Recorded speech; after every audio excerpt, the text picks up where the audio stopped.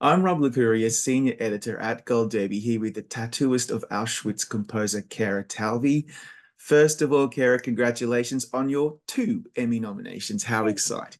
thank you, Rob. Nice to meet you. So where were you when you found out that you were nominated twice for at the Emmys this year? In the shower, obviously. Wow. And and my husband was banging on the door trying to tell me something, but I thought there was absolutely no way anything was nominated, so I was just ignoring him. But then I got a pleasant news when I came out. Wow. You know, this is your third career nomination today. I have a feeling this could be third time's a charm. I don't want to jinx it, but it's such amazing work. So for people who aren't aware, you co-wrote this score with this really unknown composer that I'd never heard of before, Hans Zimmer, I think. No, I'm kidding. He is the greatest of all time. What was the best thing about working with Hans? You know, he is an incredible storyteller, just as much as he's an incredible composer. And the most profound thing that I got from him was at the very beginning of this project when we were talking to Tali, the director, and Claire, our producer, and score producer, Russell. We were all in a meeting about how we would set the tone for this score. And he said, if we are sentimental, we will fail. Yeah. And that stuck with me through the whole process. And at first I didn't quite know what that meant. It's not until I started actually writing the music did I, start to understand how truly important that was. Yeah. You know, I have a feeling I know what he meant, and that's because this you could go really mawkish and manipulative and too over the top. But what I'm so taken with this score is because you build out this heartfelt love story, but within the confines of devastation and despair.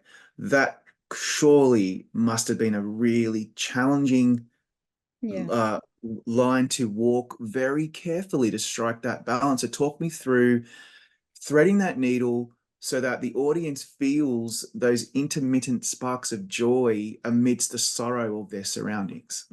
Yeah, absolutely. I mean, the imagery in this show speaks for itself. The story speaks for itself, right?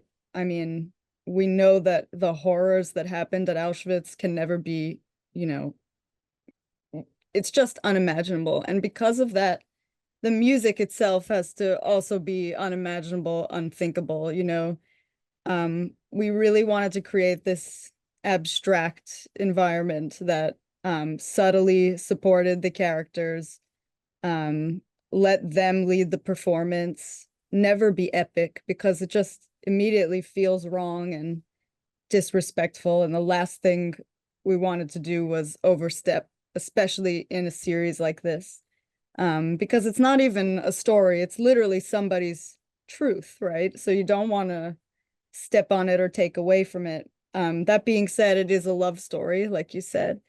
And um, of course, we want to honor the love that Lali and Gita found there. I mean, it's an incredible story. And we want to honor that, but we needed to find a way to not do this in an epic or sentimental way. So you're right, the balance was really, really hard. And that was the most challenging thing about this score.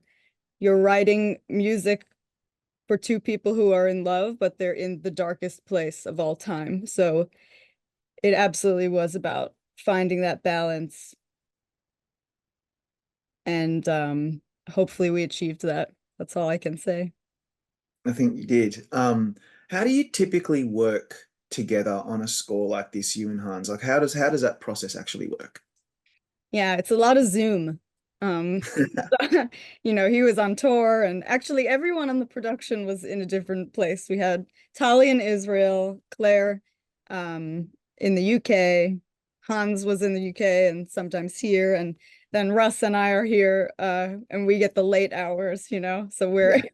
we're here like overnight addressing the notes. But it was a wonderful collaboration, and I think it speaks volumes to the show because everybody had a personal connection to the topic, and because of that we all felt, this intense need to do this right and make sure that everything was as it should be, and we meticulously looked at every scene and every cue, and everyone just put their heart into it. So I loved this collaboration. I always try to identify like favorite tracks when I'm thinking and talking about scores. For me, Kara, the track "Whatever It Takes" is a really great example of the aching sorrow that a violin, I assume a violin as a layperson, a solo can evoke, better than any other instrument. Talk us through, in your opinion, why strings, particularly on a score like this, play such a significant role. Yeah, well, of course it's a cultural nod, and the violin is such an emotional instrument. I think we knew right from the beginning we can't really do this without strings, We need to use them in an avant-garde way from sometimes, and sometimes we'll feature the soloist, but the thing about the violin and the piano that's behind me, they can be very emotional and intimate sounding and warm, but they can also quickly turn very cold and inhuman. And we needed some instruments that could do that switch, but still sound cohesive. So the violinist on that track, on Whatever It Takes, which is the main theme, Lali and Geeta's love theme, is Leah Ziegler. And she was just amazing. She also had a connection to the Holocaust. So we, of course, explained the story and the subject matter to her. And I think you can really hear her emotion in that plague. And the love theme itself, yeah, it has this longing to it. And it's very sad. It's deeply sad, but you can still hear some notes of hope and defiance in it, because that really captures Lali and Geeta's relationship. Yeah, absolutely. It's so emblematic of what this score is setting out to achieve, and I think you really stuck the landing. But people are wondering, oh, what was his second nomination? Well, it's a song that you co-wrote. So you're nominated alongside Hans and Walter at Afanasieff and Charlie Midnight for "Love Will Survive." Another unknown, kidding. Barbra Streisand is the singer. Um, Yeah. so firstly, how did Streisand become involved in the project? So, this was a really fun Zoom call that we had.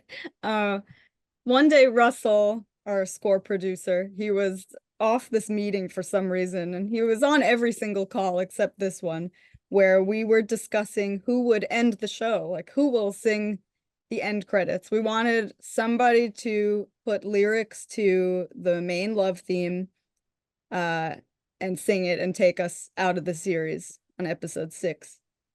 Uh, and we knew it needed to be an iconic Jewish singer, and we all knew it had to be Barbra Streisand as soon as we started discussing this. But of course, then I had to go ask Russ to find a way to call her because Yeah, I can't just like call Barbra Streisand. yeah, And it was really, a long shot. Nobody really thought, it just kept, the dream kept coming true. We didn't even yeah, think we would be able to get in touch with her. And then she actually was Hans's neighbor at some point.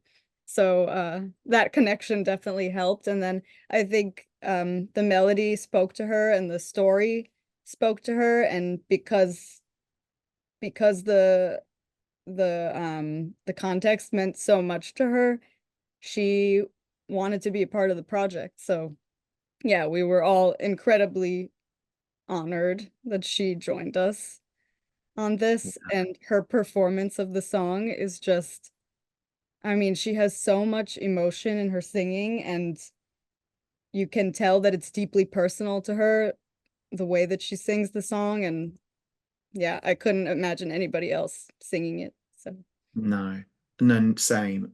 There's something about her voice.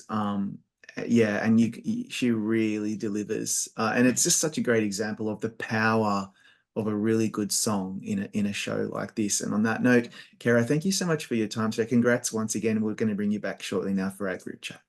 Thank you.